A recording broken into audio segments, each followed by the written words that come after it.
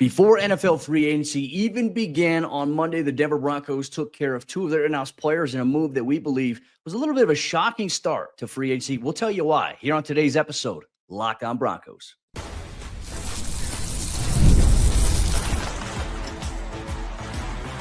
You are Locked On Broncos, your daily Denver Broncos podcast. Part of the Locked On Podcast Network, your team every day. Broncos Country NFL free agency is here. And of course, we're going to break that down here on Locked On Broncos, part of the Locked On Podcast Network, where you know it is your team every day. For NFL free agency frenzy, make sure you are glued in. Thank you to all the everydayers out there. We're in Broncos Country. Thanks for making us your first listen. However you choose to do so for NFL free agency, make sure you subscribe or follow if you're not yet an everydayer as is, so you never miss out on what's going on with your favorite team. As free agency begins, with a little bit of a bonus episode for you here on Monday morning, just an hour before NFL free agency, the legal negotiating period officially opens up. I'm Cody Roark, Broncos reporter here from Mile High Sports, joined as always by Sayre Bedinger, site expert, predominantly orange.com. And here's what we're going to break down here today. The Broncos making two perceivably shocking moves ahead of the NFL free agency period. We'll talk about them bringing back Jarrett Stidham and why that was a little bit of a shocking move here in the eyes of us on the show, and also kick things off on today's episode by talking about the Broncos bringing back DJ Jones. Not necessarily a shocker that they're bringing him back, but when we looked at contract values and the ever-changing market, this was something that we didn't know would price DJ Jones to stay here in Denver. So that's why we talk about it as a shocking move. So, Sayre, let's break it down here. DJ Jones staying here with the Broncos at the start of NFL free agency, arguably their biggest in-house free agent, taken care of here before he has a chance to hit the open market, where there were some rumblings that maybe the San Francisco 49ers could have taken a look at him and he could have gone back there. He stays in the Mile High City where he looks to continue to build something special. Yeah, I think what's not shocking about this move is that the Broncos wanted DJ Jones back, Cody, but what's shocking to me is everything else about the move. 3 years, $39 million in total money at $13 million average annual value. I've got to eat a little bit of ice cold crow today, because when you and I were discussing on the show a couple shows back about the market value on Spot Track for DJ Jones being, I think it was just slightly over $10 million per year, I'm thinking to myself, there ain't no way the Broncos are paying 10 plus million for a guy that played 40% or less of the snaps last season, which DJ Jones did. I mean, he didn't even play 40% of the snaps, and he's now getting 13 million average annual value. Plus you add in the fact that Robert Saleh went back to San Francisco. They've been cutting a bunch of defensive linemen lately. Kind of felt like the writing was on the wall for DJ to leave and maybe go back home to the 49ers, but he stays in Denver in what I believe is a very shocking turn of events, because I assumed he was gone, with the Broncos having to pay John Franklin Myers. They got to pay Zach Allen. You got to pay Nick Bonito, got to pay all these other guys. We know cash is not an issue for this Denver Broncos ownership group, but at the same time, can you keep everybody? And I think everybody's going to be wondering, okay, well, 13 million a year, does that mean it's 13 million against this year's salary cap? It never means that, ever. It never means that. Don't worry about that. The Broncos didn't lose 13 million in salary cap space. In all likelihood, this is going to cost them around 5 to 6 million on the cap this year. So it really, it's a decent deal in terms of the percentage of the cap, Cody. That's what I needed to go back to. Initially, my reaction is vast overpay, another shocking aspect of this. But I think we need to look at the percentage of the cap to see exactly where we're at in terms of that number. Well, DJ's an impact player here for the Broncos too. And I know it was important for George Paton. I know it was important from Sean Payton to maintain continuity within that unit, because 2 years ago, it was one of the worst units in all of football, the defensive line, the trenches. They go out there and obviously, you bring DJ Jones back to play that nose tackle position. That's his true spot. That's where he has had the most success in his career after they had him play some defensive end in 2023, because Denver just simply didn't have enough depth. They didn't have good enough production quality from the players on the roster at that point. So DJ obviously returned in 2024, moved back to his initial spot. They go out and they get John Franklin Myers in an absolute steal from the New York Jets. And of course, Zach Allen takes a massive step forward after his first season initially in Denver. And now it's like, okay, you pay DJ Jones, You have to pay JFM, as you mentioned. You got to pay Zach Allen. You got to pay Nick Bonito. You also got to find a linebacker here at this point as well. So Denver might have to bring that checkbook out here for the rest of free agency to really try to revamp this defense. It was one of the top run defenses in the NFL last year. Obviously, we all saw the unit. That front seven produced 63 sacks, which led the entire NFL, set a franchise record. DJ Jones, a very important piece of that, anchoring in the middle right there. And guys I've talked to like Zach Allen, I've talked to guys like JFM, and they said, for DJ, he commands double teams. He commands attention, which allows them to work some more one-on-ones. And the way that they have under Jamar Cain the ability to disguise some of their looks and the stunts that they run, that's why they've had so much success, because they don't have a guy who's playing inside the A gap, who's getting pushed down to the second level the way that they had been previously. They love DJ's ability to anchor. And look, he's not necessarily a guy that's going to be, he's not going to be ever, I don't think, a candidate to get you 10 sacks in a season at his position. But for him, he can be an impact player against the run, being able to command that attention there in the A and the B gaps. And you allow other guys, your linebackers, to fill those spots without getting touched by an offensive lineman who's trying to get up to the next level. That is the impact that people don't necessarily see here with DJ Jones. And there was this weird narrative surrounding, you look on Twitter and it's like you can tell which fans pay attention, which fans don't. I saw somebody say the DJ's always hurt. He's never available. I'm like, what are you watching? Who are you talking about? Like, stuff like that kind of spreads like wildfire around this time. DJ has been such a crucial part of their defense. And when you look at it, Sayre, $13 million per year. Okay, I understand it, but like, what did we just see in the Super Bowl here from the Eagles? You have to have a dominant defensive line. DJ is very viewed by this Broncos front office as a player who can dominate at that position. They love Malcolm Roach right behind. So DJ plays his number of snaps, and then Malcolm Roach comes in. You are not getting a drop off from those two guys. So really, it is that investment in the trenches in which we just saw win the Philadelphia Eagles a Super Bowl. That can be the key here going forward. So to me, I like the deal. I love DJ in that locker room. DJ wanted to be back at the end of the season in the locker room. He told me he'd love to be back. He said, we just got to see what the market looks like. We got to see, what the team is thinking there. But he said he would love to be back. He loves the guys in that locker room. He's loved what they've built. And you keep that culture intact, which I think is super important, because now you don't have to bring somebody new in to try to learn how your culture is. You have a guy who knows the standard. He sets it every day he walks into that building. So I like this move. I thought it was important that they bring back DJ Jones, the most important in-house free agent option. They found a way to do just that. And look, it's a 3-year deal worth up to $39 million, $26 million of that being guaranteed. And I think as time goes on here, I think when Jalen Carter's about ready to get a contract, I think it's going to absolutely reset the defensive interior market, which Denver right now, I think looking at $13 million. Okay, yeah, I'll take that. Yeah, and just looking at the percentage of the salary cap too, Cody, to circle it back to that, when you for folks out there that are thinking, man, this was a huge overpay, like myself, when I initially saw the numbers, I mean, I'm thinking $13 million a year for a guy that doesn't play 40% of the snaps. Here, listen to this, okay? Back in 2022, when DJ Jones signed for $10 million per season, that percentage was over 4.8% in total of the salary cap, which at the time was $208.2 million. So $10 million divided by $208.2 million, that percentage, 4.8%. Now, with the way the salary cap is, $13 million a year for DJ Jones at a salary cap of $279.5 million is under 4.7% of the salary cap. So kind of an interesting way to start thinking about those types of moves when you look at it that way. Back when the Broncos originally signed him, it was expected to be one of their biggest signings of the offseason, and it was. And here now it's a similar percentage of the salary cap. So to me, I mean, that kind of changes my perception of this move a little bit, because we love DJ Jones. We'd love to see him back. And everybody in Broncos country wants to have their cake and eat it too, right? We want to be able to retain all the best players that are in-house guys, but also want to go sign and make the biggest splashes. I mean, this kind of helps you do that in a way, right? Because you're proving that when guys perform well in what we're asking them to do, that we're going to compensate them appropriately.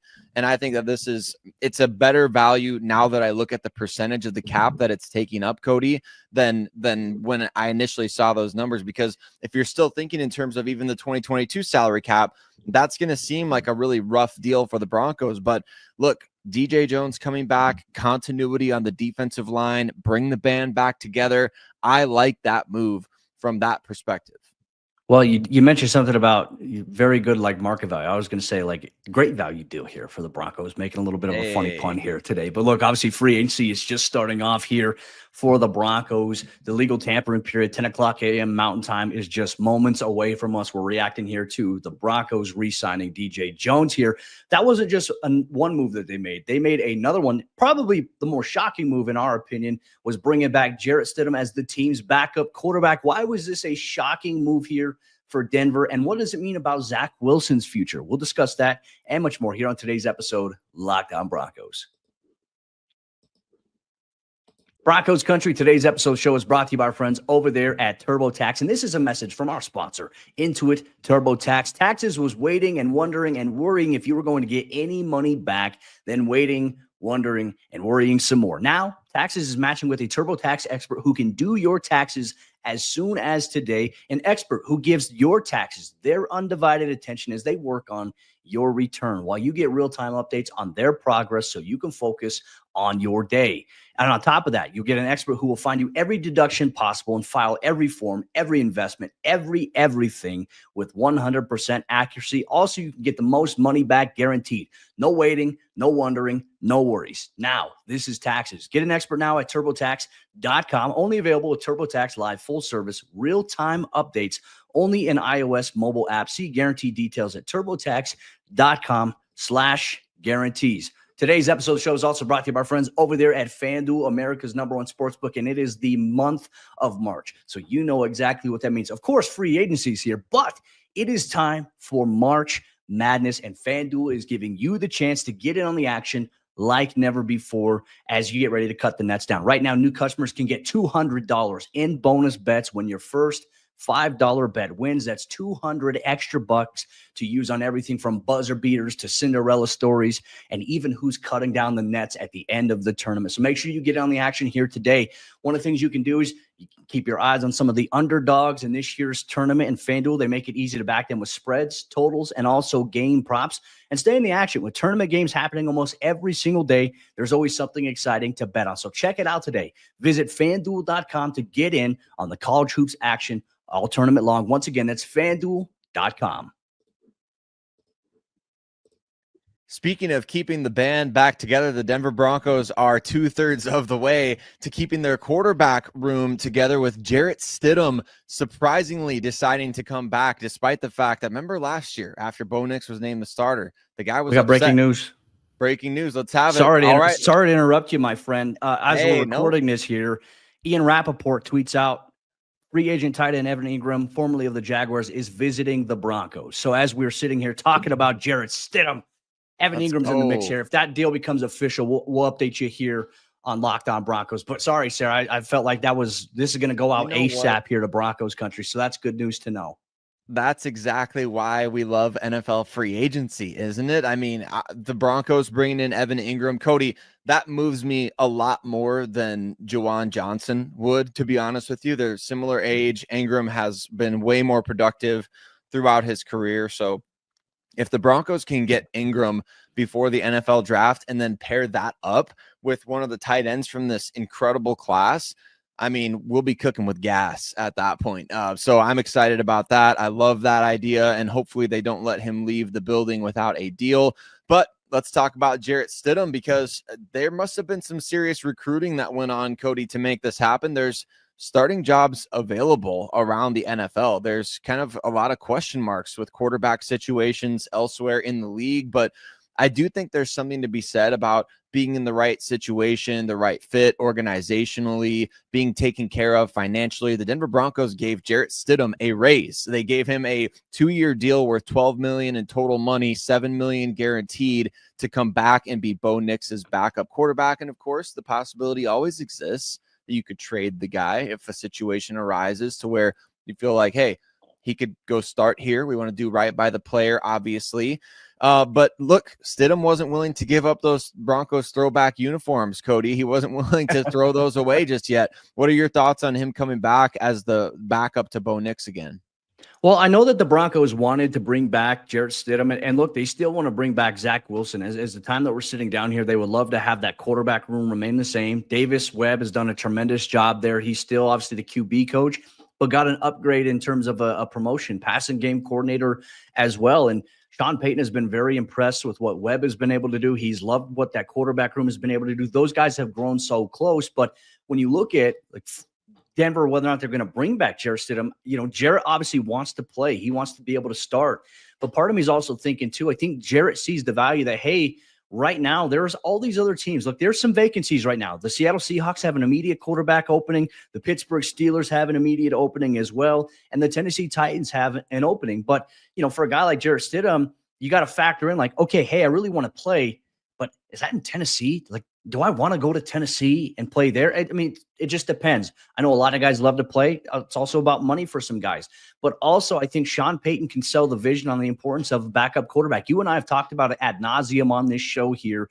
In the last handful of years, the number of backup quarterbacks that have actually had to play in the last 2 to 3 seasons combined, it's astronomical in a sense. Now, luckily, the Broncos, knock on wood, they don't have to be in that position. Bo Nix, as we all know, is tough. He played with a freaking broken back last season, Sayre. So, that you're not questioning his toughness, but if you do have an injury to your starter, you need a capable backup. Now, I would say when I look at Stidham, he knows Payton's system, but he's not, in my opinion, the guy who can operate it as athletically as a guy like Bo Nix, right? So that's why you and I were talking about, well, hey, Zach Wilson would be the perfect fit because, okay, now he's continuing to learn Payton's system. But on top of that, he's got athletic traits that are very similar to Bo Nix's. So we'll see how things formulate here, but they bring him back. And Sean Payton really believes in having a good backup quarterback. Stidham can protect the football if he has to come in. And I think that's something that Sean, he values more than anything. You didn't see Jarrett Stidham making a lot of plays in training camp that led to turnovers. I mean, obviously in preseason, there was a Samaje Perine tip pass that was intercepted, things like that. Stidham knows how to protect the football. He's capable, and I think Sean Payton sees that. So that's why they want to keep that room, that continuity kind of important. But question here is, how does this impact Zach Wilson? I think Zach's got a better opportunity to land a starting job than Jarrett Stidham does at this point. To me, if I'm the Seattle Seahawks or the Pittsburgh Steelers, I'm saying, hey, like if we miss out on Sam Darnold, let's go try to get Zach Wilson here at this point. Like, why not? Yeah, let's see what happens with that market as it unfolds, because I know Diana Rossini of The Athletic reported that the Broncos are indeed trying to bring Zach back into the fold, which is fascinating to me. I mean, they like these guys a lot. I think they know that these guys like each other a lot. Their wives love hanging out together, and those guys became kind of the three caballeros this year for the Denver Broncos. They were kind of inseparable off the field, which is cool to see if you follow along on social media with any of that stuff. So I find that to be fascinating, and I think it would be good for a number of reasons. You want the right situation to present itself. Like if Pittsburgh is offering Zach Wilson a starting job, Cody, I mean, I think he's got to probably go take that. But if Tennessee or if Seattle, I mean, what would you do in that situation? Because those are kind of rough situations right now with who you throwing to. Yeah, who are you throwing to? In Seattle, I mean, I know you got Jackson Smith and Jigba there, and I know the draft is upcoming and you reload. Teams do those sorts of things. It's hard to see the forest through the trees right now, but I mean, it's tough because it's just like being a head coach or being a general manager. It's like, how many shots do you really get to be a starter in the NFL, right? Yeah. How many shots are you going to always, it's not going to, like, every single year you're going to get an opportunity. So I could see Zach taking a chance elsewhere on himself, and he should. The reclamation project quarterback is very much in vogue in today's NFL, and guys have made the most of other situations. So going to be interesting to see, but I kind of do hope he comes back.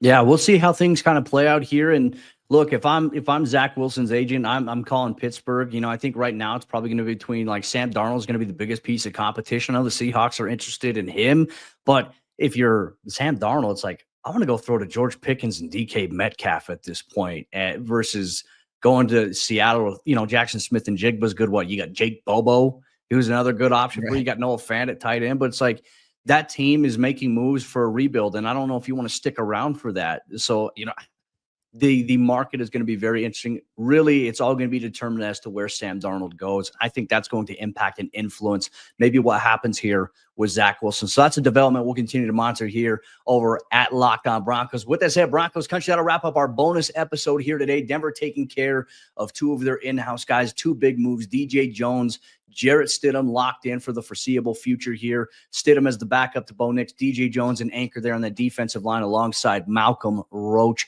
What do you think about these moves here for Denver? And Evan Ingram in town. Maybe the next time we're doing a bonus episode of the show, Broncos Country, we're going to be reacting to whether or not Evan Ingram signs, which could very well be on the table here at this point with him set to visit Denver here on Monday at the start of NFL free agency. With that said, stay tuned. Locked On Broncos, wherever you get your podcasts, so you never miss out on what's going on with your favorite team, especially as NFL free agency is here. Broncos Country, buckle up.